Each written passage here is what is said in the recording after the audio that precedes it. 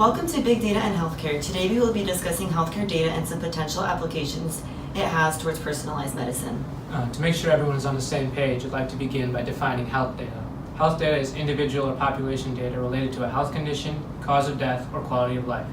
Health data includes clinical, environmental, socioeconomic, and behavioral information. Healthcare data can be both unstructured and structured. At this point, I think we need to define what exactly big and small data are. So Michael, can you define the difference between big and small data as it pertains to a clinician? Sure, I'm happy to do that. And so for healthcare data, there's really two main components, big data and small data. Big data is on a more grander scale in both volume and possible scope. So it's a lot of data and it really affects patients on a population level. Small data, on the other hand, is much more limited volume, much more manageable. These are the individual lab data we have for patients, so it's a little bit more personalized and it pertains to specific patients rather than a population as a whole. The difference seems intuitive, but the point about big data being for institutions and small data being for an individual is interesting. Toral, as a researcher, what are some of the potential sources of health data? Health data exists in many places. This makes it difficult to compile and extract into a central location. Some potential sources of health data include the EMR and EHR paper records and wearables. However, the best source of health data is a centralized data warehouse. Health data can be used to better treat patients and administer care. Analyzing the data can be used in clinical research to improve patient outcomes and analyze trends in healthcare. Big data will allow organizations to collect, analyze, and leverage data more effectively, and influence how care is delivered, resources are managed, and teams operate with each other. So clearly big data is an important tool and it's going to be very important in the advancement of the healthcare field. So let's now discuss how this tool can affect people at different aspects of some of the major new trends in healthcare and big data. All right, so Michael, as a provider, how do you think big data will be applied to creating new treatment methods for patients? Sure. I think big data, there's really a lot of opportunities. On the positive side, you can come up with treatment algorithms, you come up with reminders, you can come up with a bunch of things that are really beneficial to the patient and it decreases the cognitive load of the clinician. But what I'm skeptical about is really the implementation of such technologies. Already clinicians are already burdened by a lot of alerts, a lot of information, and this could just really add to that. So if it's not implemented correctly, this can actually detract from patients and actually cause harm as clinicians are just burdened by all of these alerts. But the most serious issue that I think with big data that I have is that as doctors, we like to know how we came to a clinical decision. With the big data, with the algorithm, the doctor's not going to know how this algorithm got the answer that it came up with. And so because the technology is built on thousands of patients, but the patient sitting in front of me is different. So I think that getting doctors to understand the data is going to be something that's going to be a challenge. Now, for a patient perspective, I'd like to throw it out to Carl, who is recording live from his patient room. Carl, what are your thoughts? Well, as a patient, I like the idea of big data in healthcare sector since it gives us more personalized care. However, at the same time, the big data sounds boring if it is just something applying general algorithms to our care. As a patient, digital PHR apps offers me a convenient and user-friendly interface to track and manage my personal health records and detailed physician encounters at hospitals. Big data and a streamlined information system helps me to access lab reports, make payments online, and obtain more personalized care based on my care history. Thank you, Carl, for giving us that perspective as a patient. Now I'd like to bring it over to Toral. What would you say as a researcher? Sure. So with the application of data within research, I believe there's so much potential discovering new treatment methods. In certain fields, there are gene-specific treatments being created today that are based on big data and genome-wide association studies. For example, the CRISPR-Cas9 system is an emerging gene editing technique with the potential to eliminate HIV-integrated genomes, which could result in the complete cure of HIV and AIDS. Similar methods of gene targeting could be applied today to delay the onset or completely eliminate the effects of chronic diseases. I think this is extremely exciting because the study of big data is advancing precision medicine and the creation of individually tailored treatments. In addition, as biorepositories and EHR data become widely available, they can be combined to create very large data sets to address a more diverse range of clinical questions and be used for treatment methods. Interesting. Individualized medicine is definitely on the rise. However, Carl, can you let me know how you would best utilize any of your own data and patterns in your records? Well, as a patient, I'm more likely to access my PHR with a mobilized app rather than through a computer or even a hard copy. It's also very easy for us to access lab results and keep track of my personalized care in just a few clicks.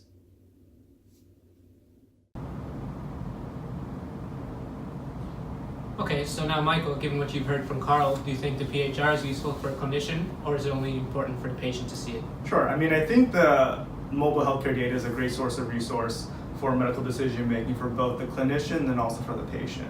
The patient spends most of the time outside the hospital, but we only really have data when they're in my clinic or they're in the hospital. And so this would give a more complete picture of the patient, allowing us to really drive medical decision making for the proper care for the proper patient at the right time. I am a little concerned about having patients have access to all of their medical data. You know, unlike a car where everything has a defined value, you kind of know what everything does, everyone's body is different. Or abnormal lab value for someone with sickle cell may be different than for someone who's normal. And so it's hard for a patient without medical training to make sense of all that information. So I am a little concerned about how patients may use this data, especially with the plethora of WebMD and all this information. There's a lot of misinformation, and I am concerned about how patients could potentially interpret their medical data. Carl, given what you heard, would you be willing to share your personal PHR data with clinicians and researchers? Or is it more important to maintain privacy? Well, as a patient, I have no problem giving up my healthcare data for scientific research. However, I'm concerned about the data security as well as patient privacy.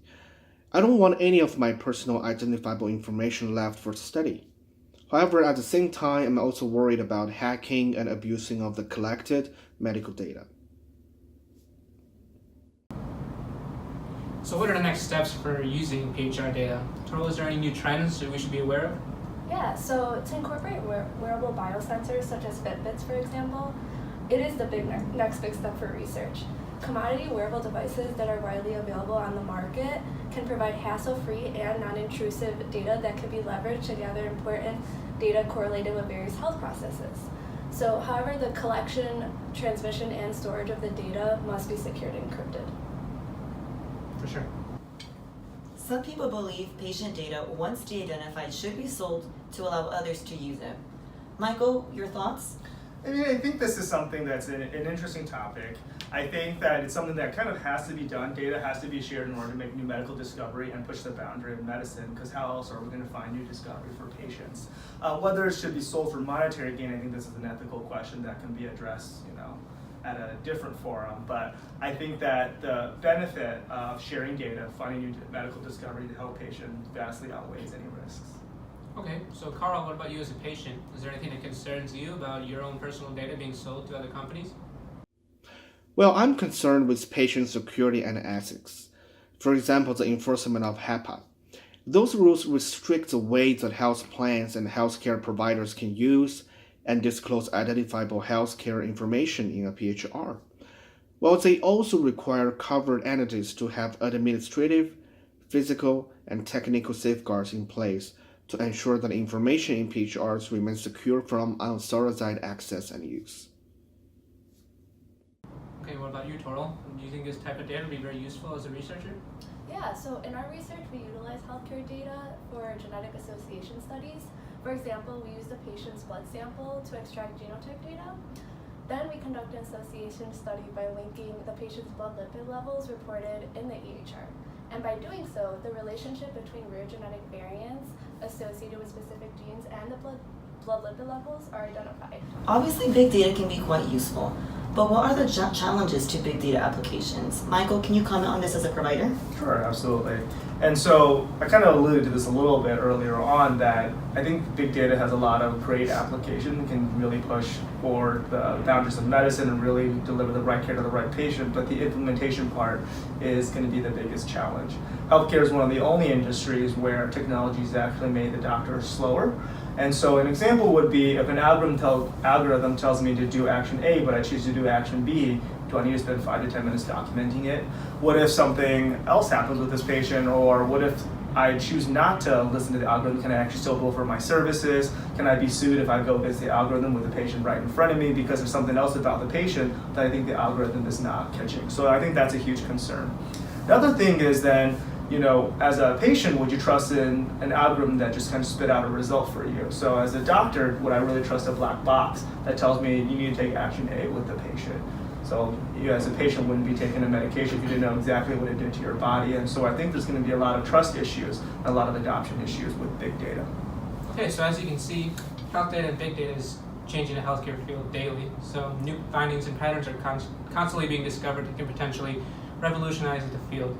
So one could potentially use health data to improve profits, cut down waste, and even predict epidemics. And in general, it's very important to use health data to improve patient outcomes and improve the overall quality of life for patients and providers themselves. Health data can be used to develop personalized medicine options and optimize care at an individual level. Health data will integrate with research to identify key trends and potential solutions to the providers that they can incorporate into healthcare delivery. Clearly, big data has many potential benefits. However, big data also has many potential downsides. Regardless, big data appears to be the future of healthcare. One must wonder, however, does the good outweigh the bad? Cut that down.